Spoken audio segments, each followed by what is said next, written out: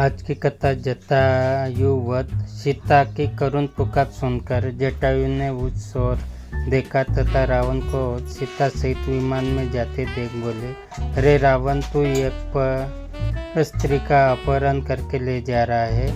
अरे लंकेश, यह महाप्रतापी श्री रामचंद्र जी की भार्या है। एक राजा होकर तू ऐसा निंदनीय कर्म कैसे कर रहा है? राजा का धर्म तो पर स्त्री की रक्षा करना है। तू काम के वशीभूत होकर अपना विवेक खो बैठा है। छोड़ दे राम की पत्नी को। हे रावण, मेरे समक्ष तू सीता को नहीं ले जा सकता। प्राण रहते तक मैं सीता की रक्षा करूंगा। ठहर, मैं अभी आता हूँ तुझसे युद्ध करने। जटायु के इन कठोर अपमानजनक शब्दों को सुनकर रावण उसकी ओर झपटा जो सीता को मुक्त कराने के लिए मन की ओर तेजी से बढ़ रहा था। विशालकार दो पर्वतों की भांति वे एक दूसरे से टकराए। क्रुद्ध जटायु ने अपने पराक्रम से 2 बार रावण के धनुष को तोड़ डाला, उसके रथ को तहस नहस कर डाला और रावण के सारथी का वध कर डाला। उन्होंने मार मार कर रावण को घायल कर दिया। घायल होने के बाद भी रावण वृद्ध और दुर्बल जटायु से अधिक शक्तिशाली था। अवसर पाकर उसने जटायु के दोनों भुजाएं काट दी। पीड़ा से व्याकुल होकर मूर्छित हो वह पृथ्वी पर गिर पड़ा। जटायु को भूमि पर गिरते देख जानकी हे राम, हे लक्ष्मण कहकर विलाप करने लगी। रावण ने सीता को उसके केस पकड़कर उठा लिया और आकाश मार्ग से लंका की ओर उड़ने लगा। उस समय उन्नत बाल वाली सुंदर कृष्ण केशों वाली गौरवदना मृगनयनी जानकी का सुंदर मुख रावण की गोद में पड़ा। ऐसा प्रतीत हो रहा था जैसे पूर्णिमासी का चंद्रमा नीले बादलों को चीर कर चमक रहा हो। सीता का क्रंदन सुनकर वन के सिंह, बाघ, मृग आदि रावण से कुपित होकर उसके विमान के नीचे उसके पीछे पीछे दौड़ने लगे। पर्वतों से गिरते हुए जल प्रताप ऐसे प्रतीत हो रहे थे मानो वे भी सीता के दुख से दुखी होकर करुण कुंदन करते हुए अश्रु बहा रहे हो। श्वेत बादल से आच्छादित सूर्य भी ऐसा प्रतीत हो रहा था जैसे अपनी कुलवधू की दुर्दशा देखकर उनका मुख श्रीहीन हो गया हो।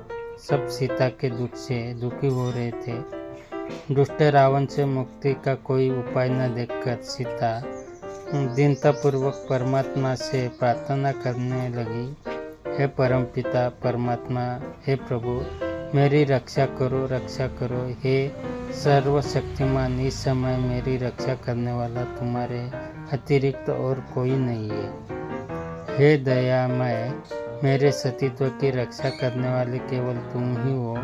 मार्ग में सीता ने नीचे एक पर्वत पर 5 वानरों को बैठे देखा।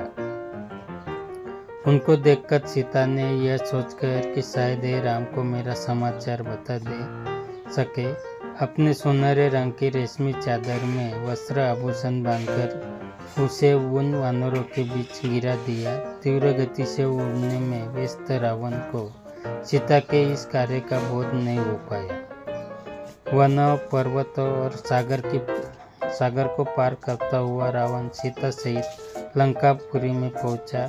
वहाँ उसने सीता को मय दानव द्वारा निर्मित सुंदर महल में रखा और कुछ राक्षसियों को बुलाकर आज्ञा दी, मेरी आज्ञा के बिना कोई भी स्त्री से मिलने न पावे। ये जो भी वस्त्र, आभूषण, खाद्य पदार्थ मांगे वह तत्काल इसे दिया जाए। इसे किसी प्रकार का कष्ट नहीं होना चाहिए और न कोई उसका तिरस्कार करे।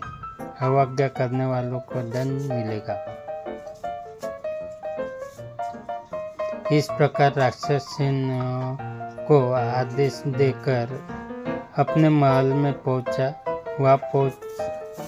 वहाँ उसने अपने 8 शूरवीर सेनापतियों को बुलाकर आज्ञा दी, तुम लोग जाकर दंडक वन में रहो।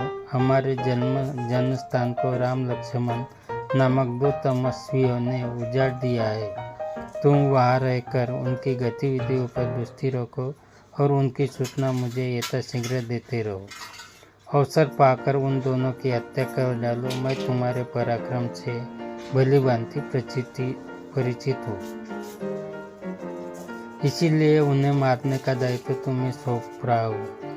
उन्हें इस प्रकार आदेश देकर वह कामी राक्षस वासना से पीड़ित होकर सीता से मिलने के लिए चल पड़ा।